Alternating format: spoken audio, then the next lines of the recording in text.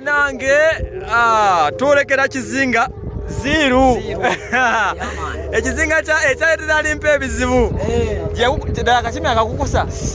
omusajja bamugamba togenda nakima Ziiru n'alyoka akukuta n'akakima n'akagulira ne bokisi twali tuli awo n'avuga eggaali kumwala essenyi yasiiba ssenyi nebabala omudidi webakomba bbiya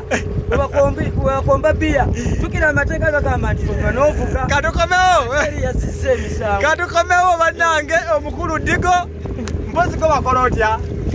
kugamba nze muyimbi eyakola atya ssebo eyasembayo okuba nabo eyabasiibula wano ekupa eyabasiibula wano esenyi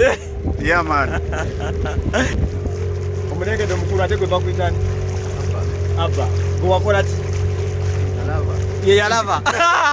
nyina eyalaba eyasiibula neyakola effujjo bonna bwe bali wano kale katugende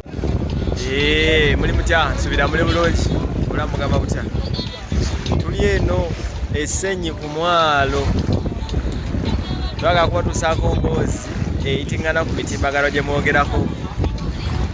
eya Alimpa emboozi yakakima ebadde kutaka tibikira emboozi eno kasuku yagitandika ng'ayogera ku nsonga ezekuusa ku byakakima sima yake balinyisa eryato nga nigolengera ge maato ge tulina okulinnya agalina okugenda eZiiru ku Kizinga wayitibwa Ekkirizibwa Nkima omukulu Alimpa gye bagamba gye yatwala enkima egambibwa mbu eyinza okuba nga yabaviirako obuzibu n'okutuuka okuba nga bagokewe gye manye ebintu bino bino si byangu era bwetyawe tuli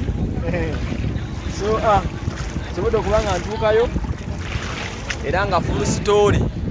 emizizo ennono emboozi eno obutuufu bwayo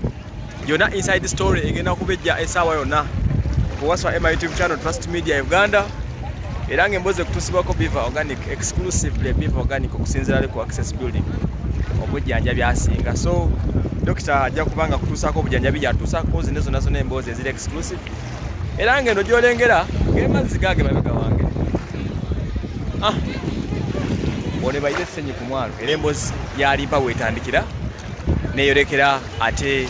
gye bayita eZiiru nnengera agasimbula okgenda ge tulina okwegattako naffe